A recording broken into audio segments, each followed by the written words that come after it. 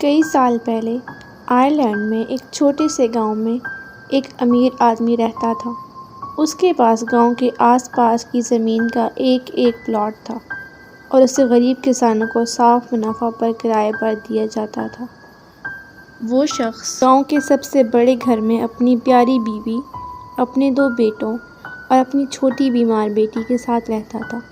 وہ اپنے تمام بچوں کے ساتھ مہربان تھا اور اپنی بیوی کے ساتھ ملکہ جیسا سلوک کرتا تھا۔ تاہم کاروبار میں وہ بے رحم اور چالاک تھا۔ اس نے گاؤں والوں سے زیادہ کرایہ وصول کر کے بہت پیسہ کمایا اور اپنے تمام کرایہ داروں کے ساتھ ایسا سلوک کیا جیسے وہ غلام ہوں۔ اگر ان میں سے کوئی بھی کرایہ دینے میں دیر کر دیتا تو وہ ان کو ایک لمحے کی اطلاع کے بغیر گھر سے باہر نکال دیتا۔ گاؤں والے امیر آدمی سے نفرت کرتے تھے اور اس کے ظالمانہ اور کنجوس طریقے کو حقیر سمجھتے تھے۔ وہ اکثر شاندار پارٹیاں کرتا تھا، صرف اپنے دوستوں اور خاندان والوں کو مدعو کرتا تھا اور بادشاہ کی طرح زندگی گزارتا تھا، جبکہ غریب دیہاتوں کو صرف پیٹ بھرنے کے لیے جھنجھوڑ کر بچانا پڑتا تھا۔ وہ صرف روٹی اور آلو کی ایک معمولی خوراک برداشت کر سکتے تھے۔ ایک سال آلو میں خرابی آئی اور تمام فصلیں متاثر ہو گئیں۔ موسم سرما شروع ہوتے ہی گاؤں کے لوگ بھوک سے مر رہے تھے۔ امیر آدمی نے اپنے کرایہ داروں کی پریشانیوں پر کوئی توجہ نہیں دی اور کرایہ بڑھا کر جواب دیا۔ پھر گویا یہ کافی نہیں تھا، اس نے اپنے دوستوں اور کنبہ والوں کے لیے کرسمس پارٹی کا اہتمام کیا، جہاں انہوں نے ایک زبردست دعوت کا لطف اٹھایا۔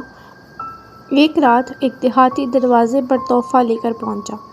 اس نے کہا کہ یہ امیر آدمی کی بیٹی کے لیے کرسمس کا تحفہ ہے۔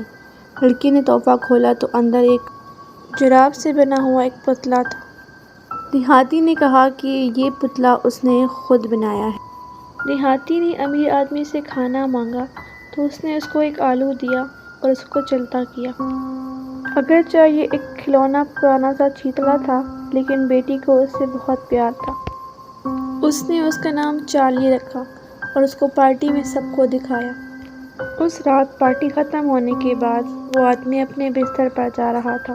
اس نے اپنی بیٹی کے بیڈ روم کے دروازے پر رک کر اس کی طرف دیکھا۔ وہ اچھی طرح سے سو رہی تھی۔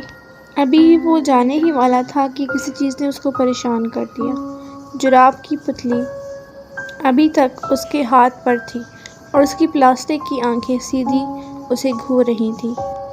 اس نے اسے نظر انداز کیا اور یہ سوچ کر باہر نکل گیا کہ شاید یہ اس کا وہم ہے۔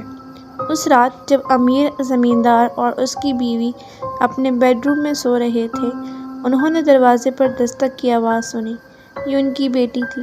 ماما، پاپا، چارلی کہتے ہیں کہ اسے آپ سے بات کرنی ہے، اس نے کہا۔ انہوں نے اپنی بیٹی کو اندر آتے دیکھا، جس کے ایک ہاتھ سے خون ٹپک رہا تھا اور دوسرے ہاتھ سے جراب کی پتلی ان دونوں کو گھور رہی تھی۔ چارلی پہلے ہی جیکب اور مائیکل کے ساتھ بات کر چکے ہیں۔ بیٹی نے جراب کی پتلی کے منہ کو اس طرح حرکت دی جیسے وہ بول رہی ہو، اب اس کو تم سے بات کرنی ہوگی۔ کئی ہفتوں تک امیر کے گھر میں خاموشی چھائی رہی۔ گاؤں والوں نے کھڑکیوں میں موم بتیاں اور چمنی سے دھواں نہیں دیکھا۔ آخر کار انہوں نے خاندان کی جانچ پڑتال کرنے کا فیصلہ کیا اور جو کچھ انہوں نے دریافت کیا اس نے انہیں پوری طرح سے چونکا دیا۔ کمرے میں دونوں بھائی بیٹھے ہوئے تھے۔ دونوں مضبوط جوانوں نے اپنے سروں کو گھما کر اپنے ہاتھوں پر ایسے رکھا تھا جیسے وہ سرکٹ پتلی ہوں۔